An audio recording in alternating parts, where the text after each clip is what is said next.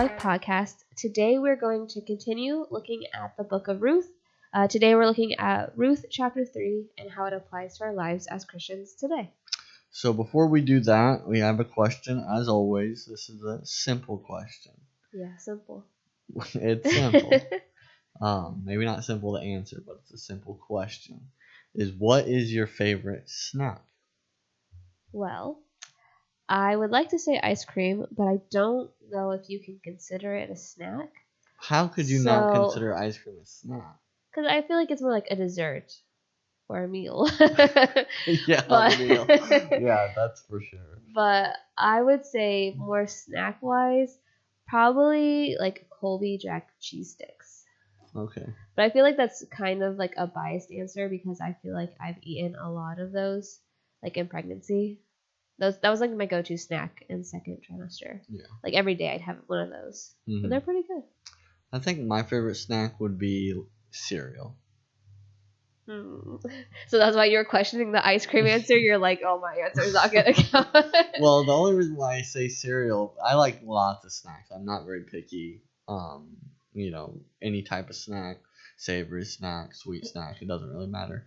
But cereal, there's just so many options. Sometimes I'm in like a Lucky Charms mood. Sometimes I'm in, like Captain Crunch, or even sometimes I'm in like shredded mini wheats, frosted shredded mini wheats. And I feel like Raisin Bran. Just depends. You don't ever feel like cereal at breakfast. No. So it really is more probably a snack for you. You eat it before bed. Yeah, that's my midnight snack. Yeah, that's snack. All right, well, tell us what your favorite snack is. Just don't say ice cream, apparently. You can say ice cream, but for me, ice cream is probably more like a meal. Yeah. So we're going to get back into Ruth chapter 3. And in the book of Ruth so far, a lot has happened. And it's a really awesome story, actually being able to sit down and look at it. I get more and more out of it. I feel like every time that we look at it, more than I've ever gotten out of it before. So hopefully those that are listening to this, that have listened since chapter 1, has also gotten something out of it. Thinking, oh, this is not just, a love story, but there's a lot of powerful things in it. But what we saw last time in the book of Ruth, chapter 2, was that we meet this man named Boaz. And we kind of see his character. He's a good guy, right? He's not a bad guy. He's a good guy. And we jump into chapter 2 seeing that, okay, Naomi and Ruth, they need food, right? They're widows. They don't really have a lot going for them. So one thing that we found out you could do was you could go out and glean in the fields, right? You could go out and get the stuff that falls off the stalks. You could go and basically work all day to get food that you need. It was kind of like a way to give to the poor or help the poor in Israel. So a really amazing picture of just God's providence and love for all people. But we see that the field that she decides to glean in is Boaz's field. And he comes back and basically like, who's that? Like, who's in my field? And they tell her who she is. And, then basically he shows compassion to her and begins to give her food, not only for Ruth, but to take back to Naomi. And then what we come to find out is that when Ruth gets back to Naomi, and Ruth is like, or Naomi's like, where'd you get all this food at? Yeah. You're like, whose field were you gleaning that you got all this food? And Ruth was like, oh, Boaz. And kind of the light bulb clicks on for Naomi, and she's like, oh, wait, this is our guardian redeemer. This is our close relative whose responsibility is to take care of us, right? When somebody would become widowed, the next closest relative was really supposed to take care of that widow, really remarry and continue to keep the family alive, right? Not to let the family die. And we'll talk more about that in this chapter and in the chapter to come about just the importance of this and some things like that. But that's really what we have seen up until now, I think we're going to see, not like we have already, but we're going to start to even see more of these two individuals' character, both Ruth and Boaz. And I think we're going to start to realize who they are, what they're about, what they care about, and their relationship to one another, like the love that's kind of blossoming in this story. Yeah. So let's kick it off. Yep. So jumping into chapter 3, starting in verse 1, we're going to read 1 through 6. It says, Ruth's mother-in-law Naomi said to her, My daughter, shouldn't I find rest for you so that you will be taken care of? Now isn't Boaz our relative? Haven't you been working with his female servants? This evening he will be winnowing barley at the threshing floor. Wash, put on perfumed oil, and wear your best clothes. Go down to the threshing floor, but don't let the man know that you are there until he has finished eating and drinking. When he lies down, notice the place where he is lying. Go in and uncover his feet and lie down. Then he will explain to you what you should do. So Ruth said to her, I will do everything you say.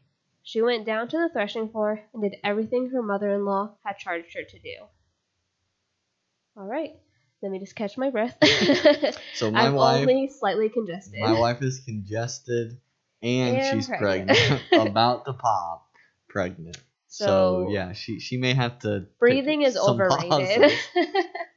But so jumping into this section here, I think what stands out obviously first is we see Naomi back in this picture. I think it's funny because Naomi like always like pops up at the beginning and like the end of all of these chapters. It's like, hey, I'm still here.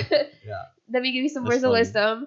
But like you see Naomi's kind of like plotting here. She's like, okay, Ruth's been working hard. Mm-hmm. She's doing all these things, taking care of me, like, but she needs a guy. So you kind of see her like playing matchmaker in the background. So before you finish your point, something that really just jumped out to me that I really, when I was looking at this and even looking at some commentaries on what they said, I'm asking this question: why does Naomi feel like she has to find Ruth a husband? Well, and then like it just dawned on me for a minute. Well, Ruth doesn't have a father.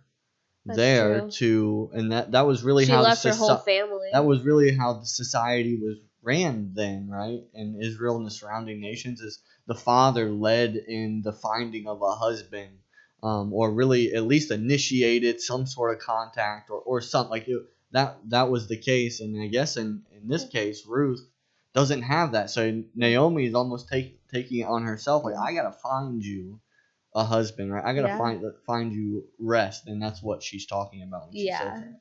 Yeah. So it's funny because like she just kind of like takes on this responsibility, but I think it's also shows like how much Naomi has seen maybe what Ruth has been doing, because everything that we have seen Ruth do in chapter 1 and 2 so far has really been because of Naomi. Like her actions have just been driven by this love and this desire to take care of Naomi. And so I think like Naomi's kind of like, all right, so she's done all this stuff for me, like now it's her turn to be taken care of. And Naomi probably also understands that like she's not gonna live forever.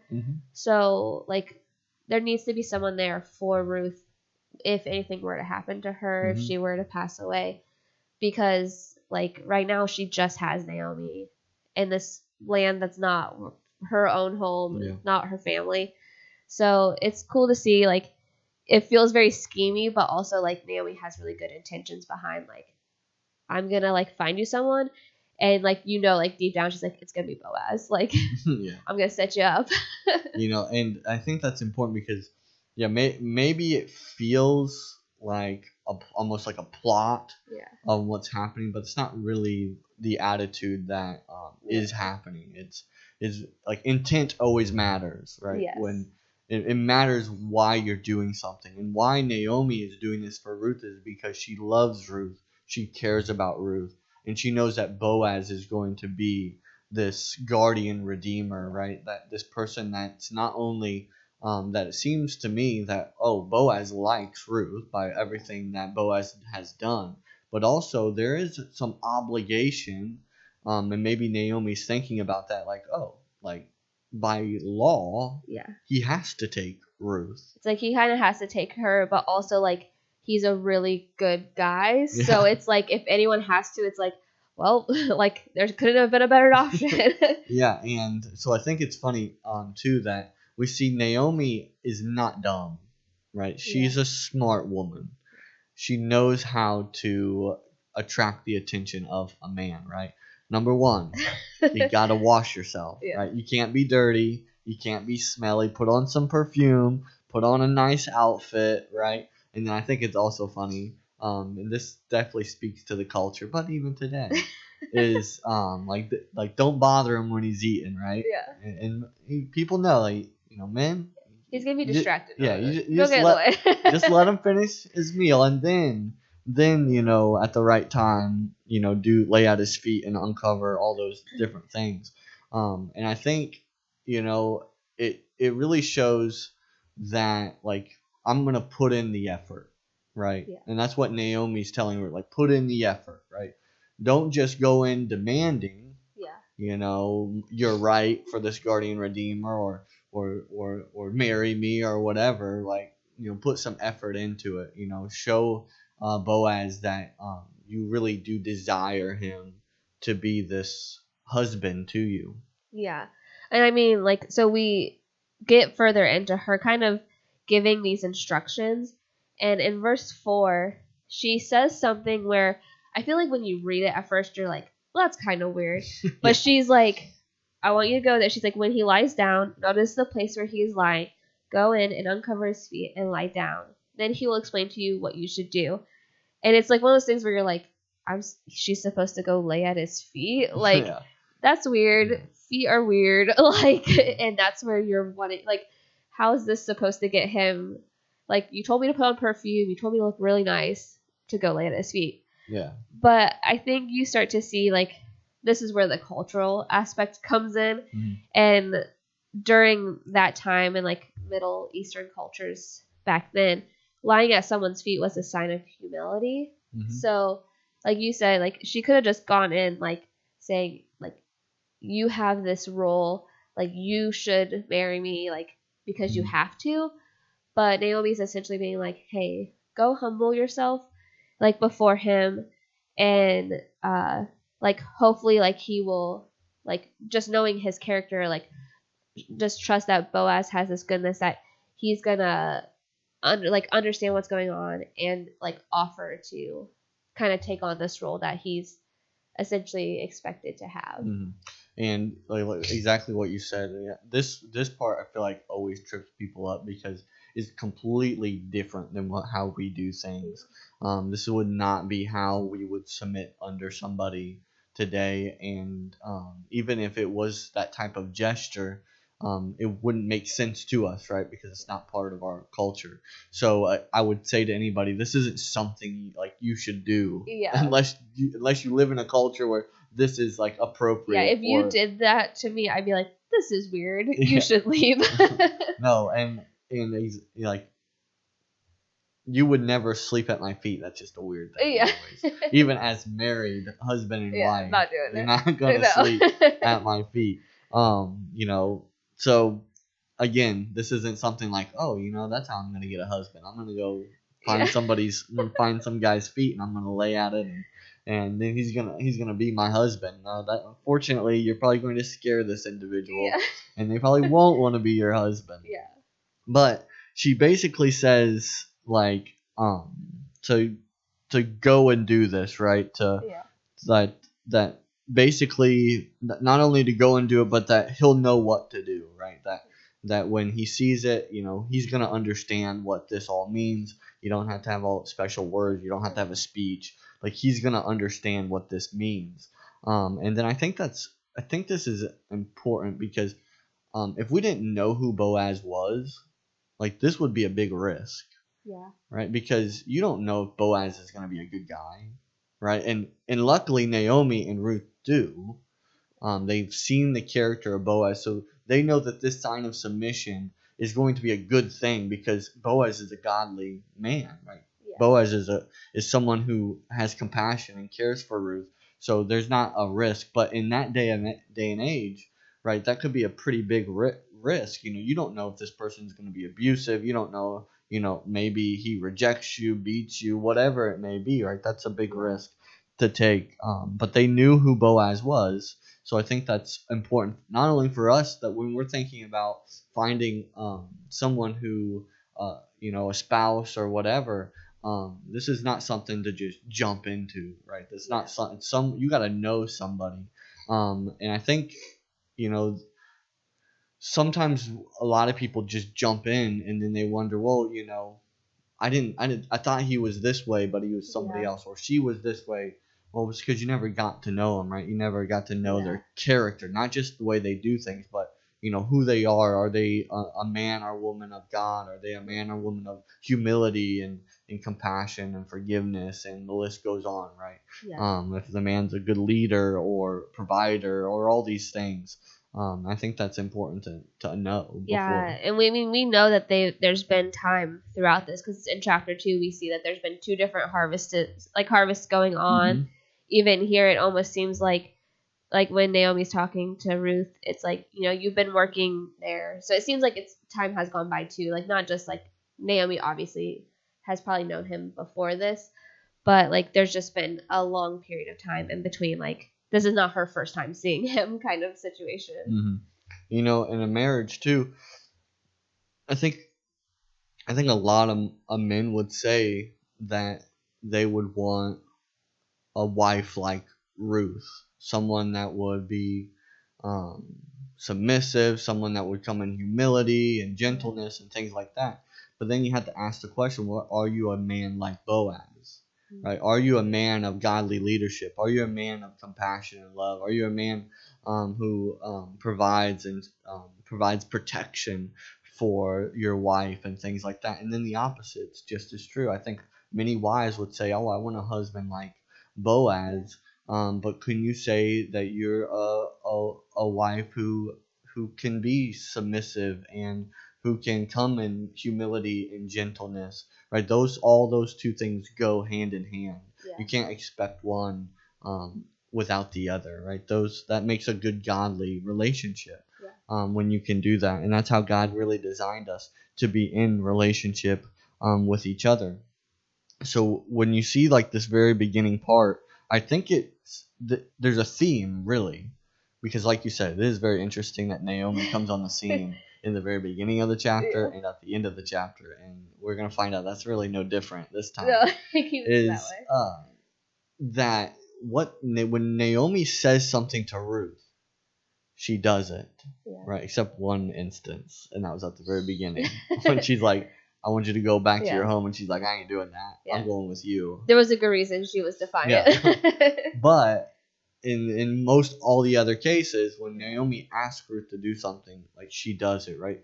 Ruth has an amazing quality about being obedient to her mother-in-law by doing what she asked.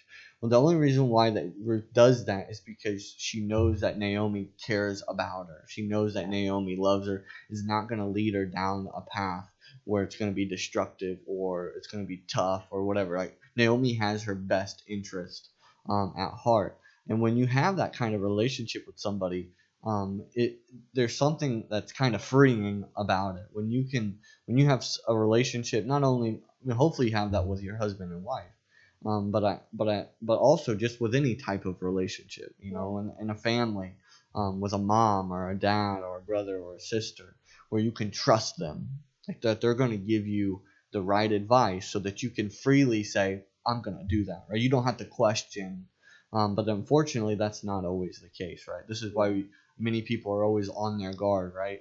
I think in the world today, Ruth would have been like, "Are you sure about that, Naomi?" Like, maybe I'll do a couple of these, but I'm not doing that last part or the first part or whatever. Well, maybe if she didn't do those things, who knows what might have happened in these next verses. But we'll move on to verse 7. Yeah. You ready? Mm-hmm.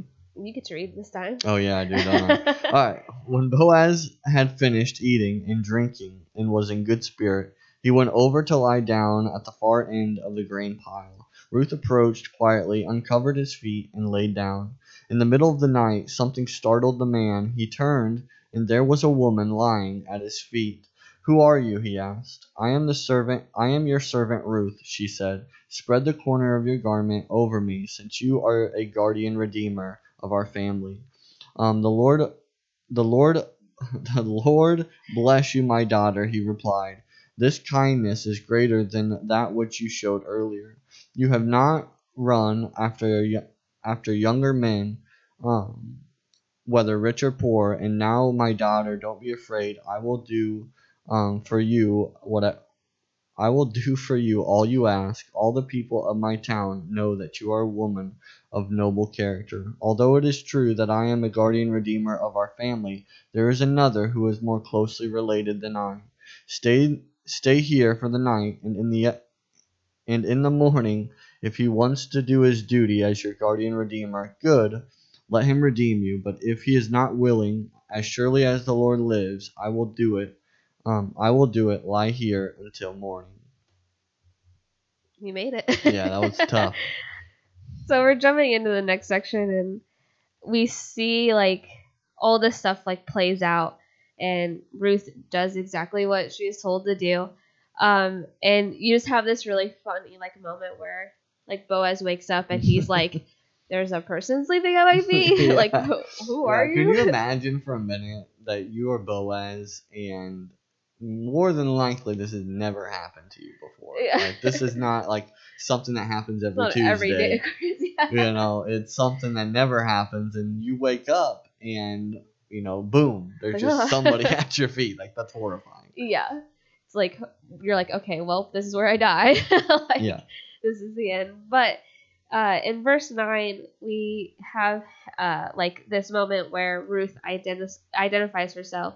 She says, which I'm reading from a different translation. It says, "I am Ruth, your servant," she replied. "Take me under your wing, for you are a family redeemer." And I think this part was interesting because this is not the first time that Ruth has referred to herself as a servant. But doing a little digging, you learn that the words that she uses are different for servant. So originally when Ruth like first meets Boaz in chapter 2, she refers to herself as a servant in that moment. But the word that she uses, and I'm not even going to try to say it because I'll end up cursing or something and not realizing it. But but the word she uses, it essentially is like the lowest form of a servant possible, like someone who's not even worthy to be seen by the master. Yeah. So like the way she introduces herself in chapter 2 versus now when Boaz is like, "Who are you?" and she's like, "It's Ruth, your servant." Though she uses a different word, and that word more reflects someone who's like eligible to be a wife. So for one, it shows her intentions in the sense of like why she's there, but also you can kind of see the shift maybe in the perspective of herself, where at the beginning like she's going to work and she's going to provide for Naomi and herself, and now she's like, okay, but I'm more than that. And so I think that's a really cool moment just to see this shift in her perspective of herself, and this like just the context of the word. Like, it's easy to be like, she's just saying the same thing she's always said, but really there's deeper meaning to it.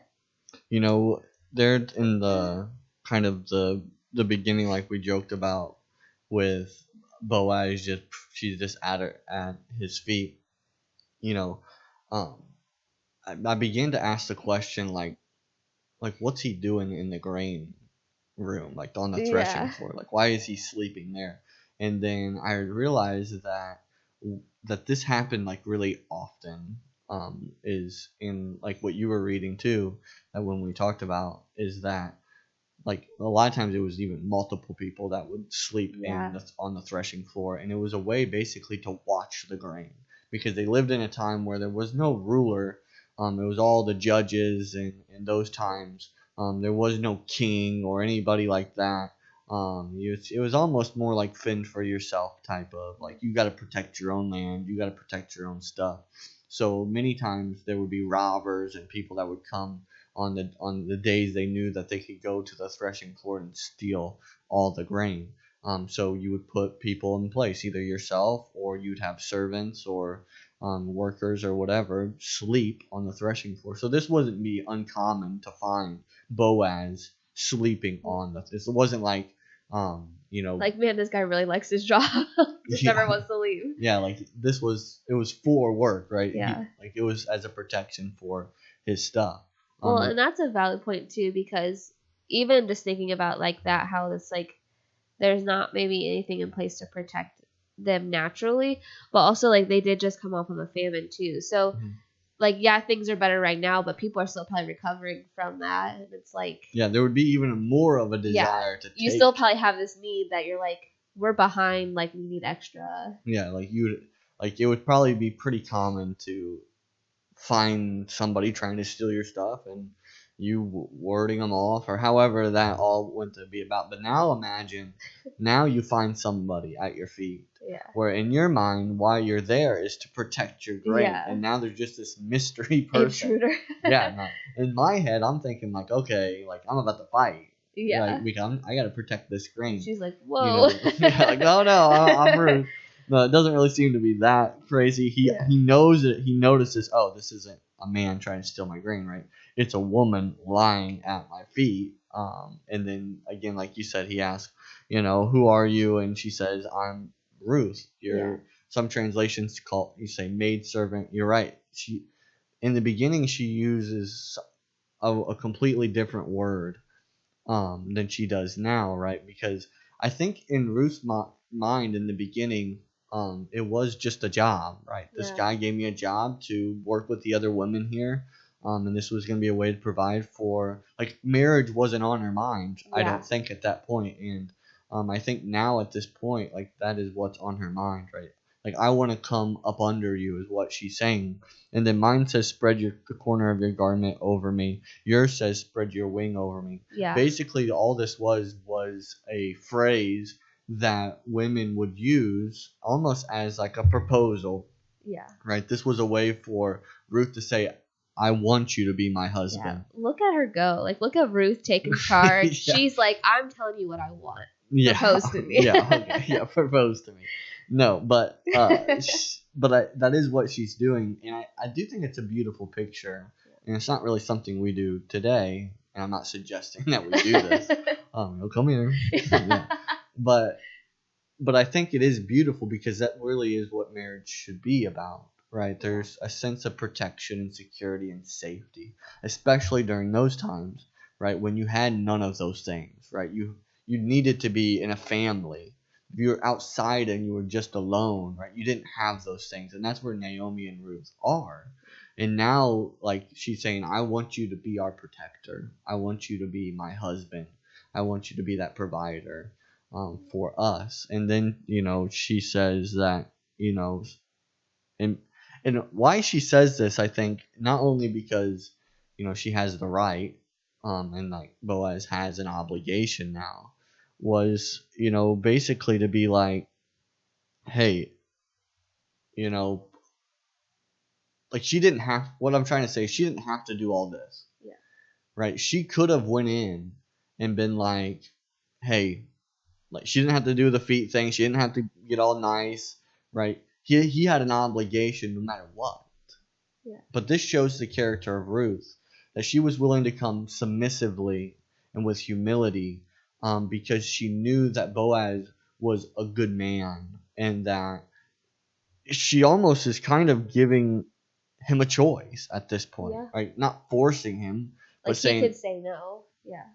I mean, he could. I mean, couldn't. But in the sense that what she's saying is, she kind of is giving him somewhat of a choice, but she's letting him know, right, that hey, you're the guy, right? You're the one that's gonna take care of us. You're the one that's supposed to take care of us, right? And not only is that, like, I'm not forcing you. Like, I'm going to let you do this for us, right? I'm gonna submit myself. I'm gonna be your wife. You're gonna be my husband. All those types of things, and then you really see like a joy, right, of Boaz, and I think that is beautiful because, because from a man's perspective, you can almost get a sense that, like, he liked her. Yeah. From the last chapter, you could see it. There was no doubting it.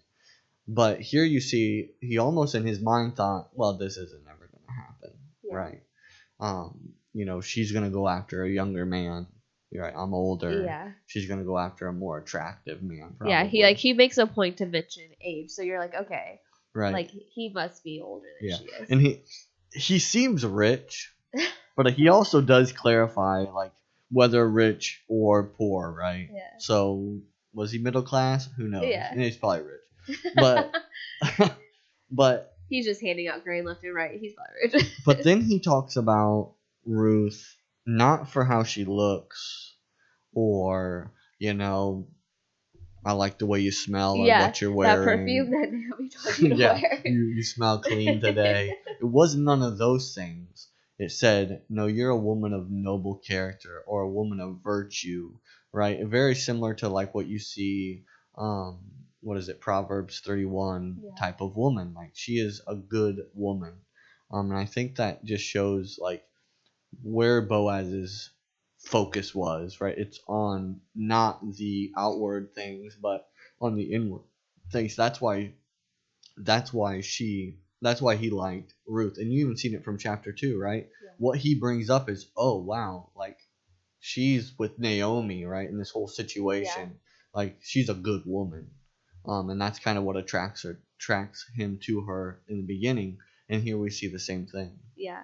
Well, and it's like even in these verses that like follow, it's so funny because Naomi tells Ruth like he's gonna tell you exactly what to do, and that's exactly what he does. He's like, here's what's gonna happen, and so it's like as he's talking to her, we see like again just the character of him of he like so quickly like accepts this responsibility that like Ruth is kind of putting on him, and like we said, like she does it in a way where she's very humble and like is almost trying to give him a choice, but he seems to very quickly accept that and then applauds her character. But he also understands that he's not he's like there's this other guy. He's like so there's this with every good story there's always like a twist. Yeah, there's always a twist. We can't just have happy like just everything's going well. It's like they could have just fallen in love and had a happily ever after. But no. Boaz has to mention that there's this other guy. Yeah. So now we have a love triangle. Just kidding. But he like knows that like technically there's this other person who essentially has like first dibs of, I don't want to say first dibs of Ruth because that sounds bad. But like first dibs of the land, and obviously Ruth as part of that.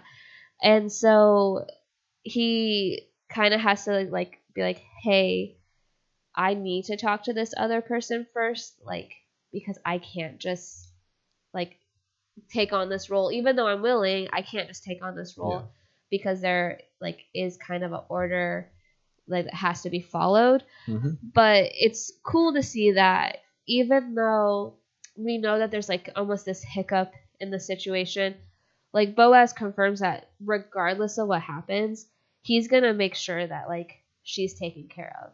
Whether it is by this other guy that we don't know or by himself. Like, he's like, I'm not going to, like, leave you. Like, you're going to be taken care of. Yeah, and I think, like, this is where things get tricky because, like, we know who Boaz is. Yeah. Right? We know his character. We know the kind of guy he is. But we don't know who this other guy is. Well, and I feel like it's, like, when you think of stories, it's so easy to be like, this other guy is going to be the worst. Like, yeah. Because there's just no way there's two great guys that are going to be out here. Yeah. But again, you see the character of Boaz is, and I love the part where, like, no matter what, you're going to be taken care of. Right? Whether it's by me or this other guy, like, I'm going to make sure that you're going to be redeemed, right? Yeah. You're going to be,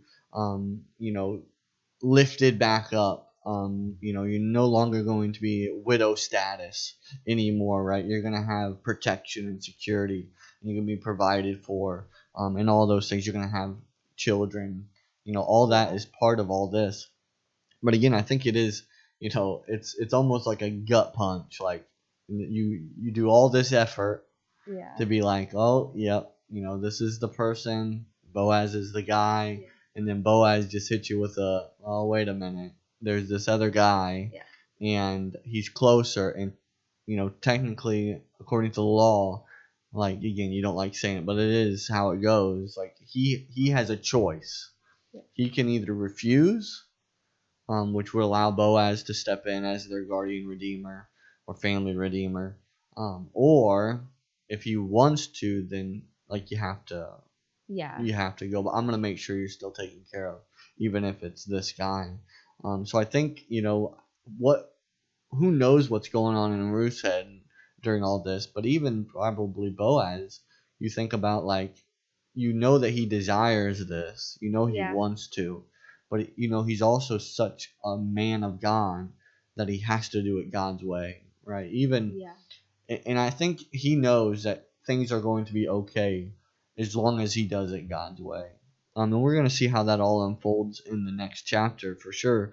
But I think at least with Ruth and Boaz, that we get a sense that that, like, it goes more beyond, I guess, just your basic necessities, right? There's a love that's brewing, right? It's deeper than just like, it's your right, you have to take care of me. Like, there's something more special than all those things, right? It's great that this was in place, that you could do this to protect widows, and make sure family lines were taken care of and things like that.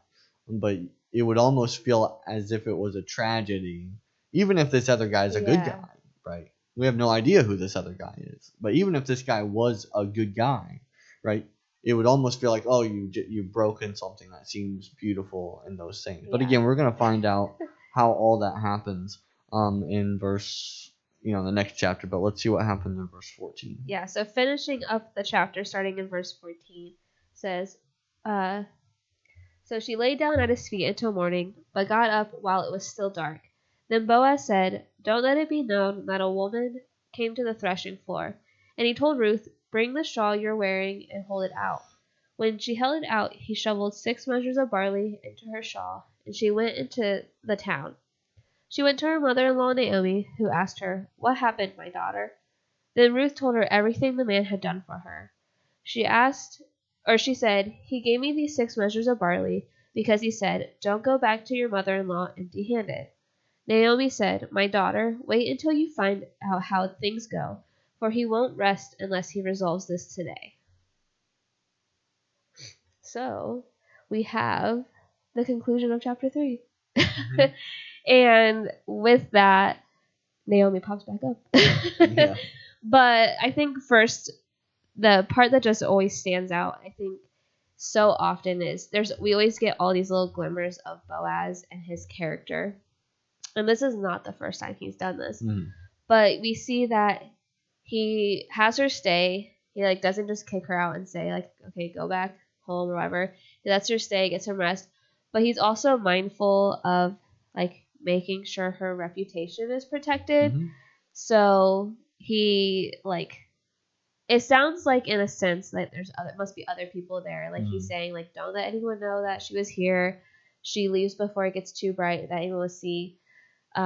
Because he just cares about her, in the sense of obviously it's scandalous probably for a woman to be just leaving a spot with a bunch of guys, and so he cares about reputation, but also he does a very Boaz thing. It's also, I'm gonna send you with some food, yeah, so that way you can take care of Naomi and yourself. So I just think it's nice to see those little glimmers still of continuing to see he really is just a really good guy, mm-hmm, who just generally cares about her, regardless of what's going to happen in this situation that's about to unfold. Mm-hmm. Right. Boaz had a choice when he knew that he wasn't their first guardian redeemer, that he could have said, I'm going to let this guy take care of it, point her in that direction and just kind of let this guy take, I can use this grain for another woman or something else.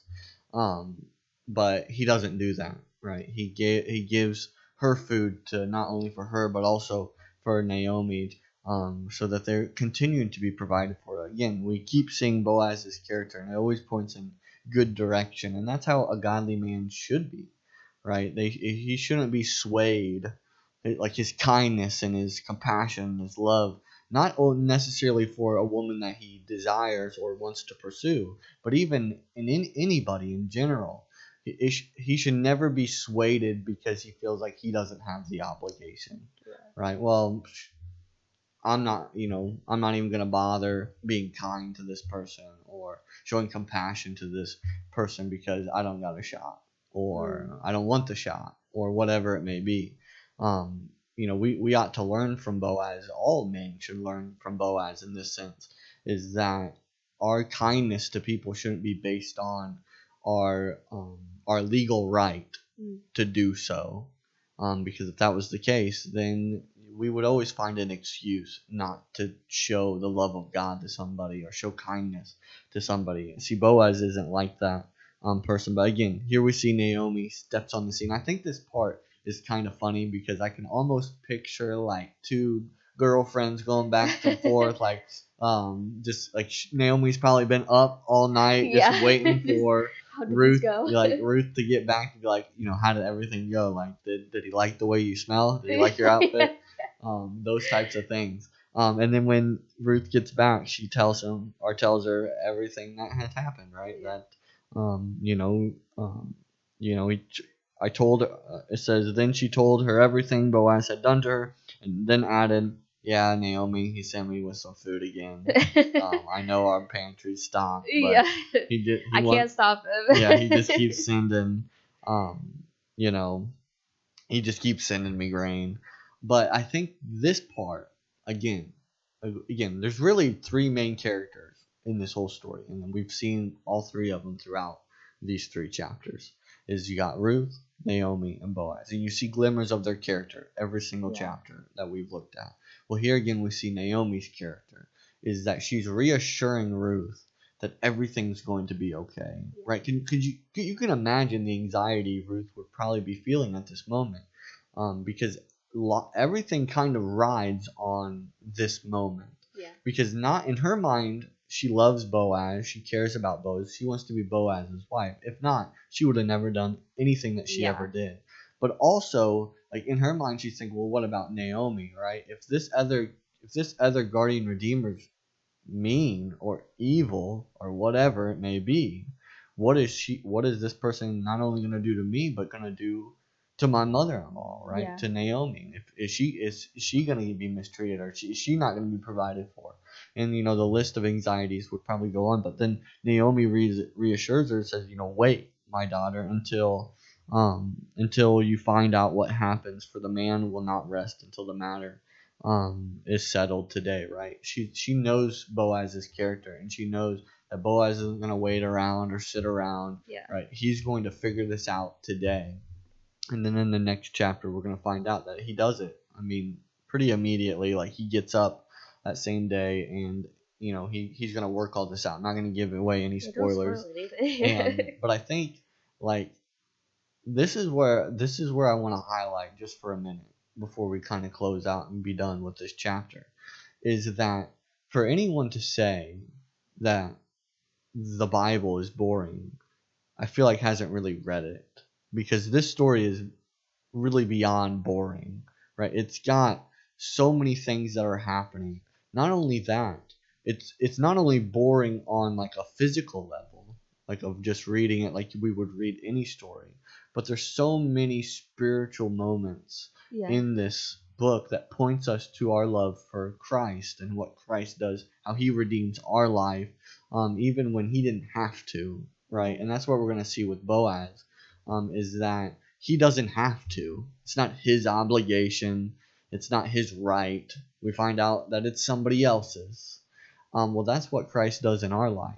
He redeemed our life, even though he doesn't have to, yet he did it anyways, right? That's why this book is so powerful and amazing. Is not only is it's a good story that teaches us, maybe it teaches you hopefully about how to love somebody and how to care for somebody, how to be a good husband, how to be a good wife, those types of things. Hopefully that's what you're getting out of this story. But also it points us to, wow, the love of God in my life is so great and so overwhelming, because he redeemed my life when he didn't have to. Yeah. And I think that is so great about this part and this chapter, what it shows me, is that Jesus is our guardian redeemer. He redeems us. He protects us.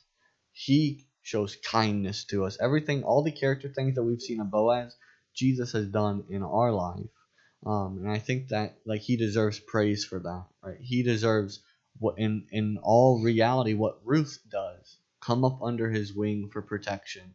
Yeah. Saying I'm your servant. Yeah. Right. With humility. Right, with humility and submission.